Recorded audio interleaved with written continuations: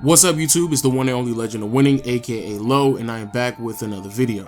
Now the last couple of weeks in the NBA community, there has been a spark in debate of how weak the Eastern Conference is, and is LeBron James and his career aided by how weak the Eastern Conference has been over the past 10 to 15 years. Now before I get into this video and before I start breaking down how weak the Eastern Conference has been for the past 10 to 15 years, I want to be extremely clear on something here.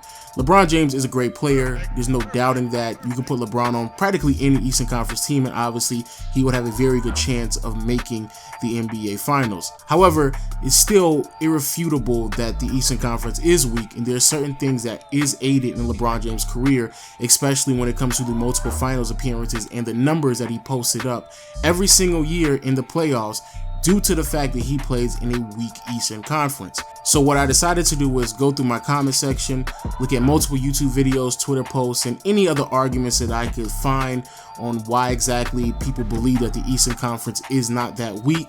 Decided to compare it to the Western Conference dating from 2000 all the way to 2017, and also compare it to the 90s Eastern Conference and the 90s Western Conference, and also decided to compare it to specifically the Eastern Conference that Michael Jordan played in from 84, 85 all the way to the 98 season. So let's look at the first argument. 3 straight first-round exits for Michael Jordan early in his career. You know how many first-round exits LeBron has? Same as you and me. Yep. None, and we ain't playing the league. And my rebuttal to this is the reason why LeBron has never been knocked out in the first round has a lot to do with the fact that he plays in a weak Eastern Conference. Then the response from that was the reason why LeBron plays weak Eastern Conference teams in the first round is because LeBron ends up getting the first seed more times than Kobe and Michael does. So what I decided to do was take the time out and see if that's true or if people were just lying. And you'd be surprised what I found out. So LeBron throughout his career has seen himself at the #1 seed 4 times in his career. Kobe Bryant, 4 times as well. Michael Jordan, 5 times. But I decided not to stop there. What I decided to do was look at every single time that LeBron, Kobe, and Michael were the #1 seeded team and go a little deeper and look at exactly who they played, and this is what I found out. So looking at the numbers, when Kobe was the #1 seeded team, he faced much tougher competition compared to both Michael Jordan and LeBron, and when it does come to LeBron and Michael Jordan, it's fairly similar. However, when you look at the averages, it more so favors Michael. However, that still wasn't good enough, so what I decided to do was go back and look at the Eastern Conference since LeBron has been in the NBA and figure out how many teams have made the playoffs with losing records. And that number is 12. 12 teams have made the playoffs since LeBron has been in the NBA with losing records. In the same time frame in the Western Conference, there's been 0 teams to make the playoffs with losing records. Actually, what I decided to do was widen the range a little bit. From the year 2000 all the way to 2017, how many teams in the Western Conference has made the playoffs with a losing record? Again, that number is still 0. Then I went to the 90s, looked at how many teams in the Western Conference in the 90s made the playoffs with a losing record. That number is 5. Did the same thing for the Eastern Conference, and that number is still 5. So even if I were to take the entire 90s, both East and Western Conference, took every team that make the playoffs with a losing record, combine them together, it would still be fewer teams than in the Eastern Conference that LeBron has played in. That's how bad the Eastern Conference is, that it consistently allows teams with losing records to make the playoffs. But a lot of people have pointed out to the fact that don't worry about the first round, look at the Eastern Conference Finals and look at the talent that he's played in the Eastern Conference Finals. He's played really great defensive teams, and I've seen this post consistently on YouTube channels and on Twitter. Now before we move on and before I debunk this as well, I gotta make some corrections to these numbers because I see this way too many times and it's just completely incorrect. There we go. Not trying to be that guy, but unless these numbers are wrong, please let me know as well. But I looked at Basketball Reference and NBA.com, and these are the actual rankings and defense of all of these teams. Now, don't get me wrong, I understand the bigger picture here. In the Eastern Conference, LeBron normally faces great defensive teams. However, I still think people are missing my point.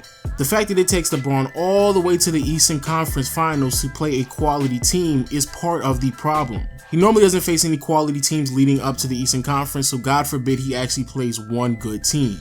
So just to prove my point, what I decided to do was go back through LeBron, Kobe, and Michael's career and look at every single team they played in the playoffs and then recorded it for you all so it's very clear on where exactly each team they face ranks in offensive and defensive rating.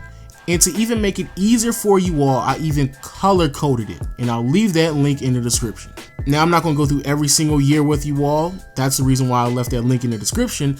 But what I decided to do was make a separate chart so it's easier to figure out where exactly each player's competition rank in both offensive and defensive rating, regardless if it's top 10, top 3, 20, somewhere around that range. And this right here was the results. When you look at Kobe, for example, Kobe has faced 11 teams with a top 3 offensive rating, 4 of which were the number 1 rated teams the year that Kobe faced them. He's also faced 7 teams that had a top 3 defensive rating, 3 of which were the number 1 teams. So the number that is in parentheses, that is the number of times they faced the number 1 ranked team, regardless if it's under the offense or defensive rating. However, if you don't understand that, let me put it in simple terms like this. Kobe Bryant has faced 25 teams in his career during the playoffs that had a top 10 offensive rating. And then when it comes to defensive rating, Kobe Bryant has faced 26 teams with a top 10 defensive rating, 3 of which were number 1.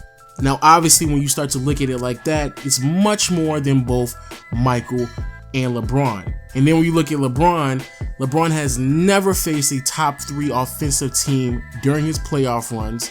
So there's that. Furthermore, when you look at the bottom portion, you clearly see that Kobe nor Michael has ever faced a bottom 5 team when it comes to the offense or defensive rating. However, LeBron has faced 2 teams that is in the bottom 5 in offensive rating and 1 team that's in the bottom 5 in the league in defensive rating. Now, when it comes to defense, you can make a very legitimate argument that it favors LeBron. He's faced 8 teams that finished top 3 in defensive rating, 6 of which were actually the number 1 ranked defensive team. However, when you take in consideration both offense and defensive rating, when you take in consideration every team they've played in the playoffs, not just looking at the first round or the Eastern Conference Finals, you look at every team, it's fairly obvious to see that LeBron still plays weaker competition compared to Michael and Kobe. And finally, people, I hear a lot of people make the argument that the reason why the Eastern Conference is so weak is because of the dominance of LeBron James. Now, I'm pretty sure LeBron's greatness contributes to the Eastern Conference being weak.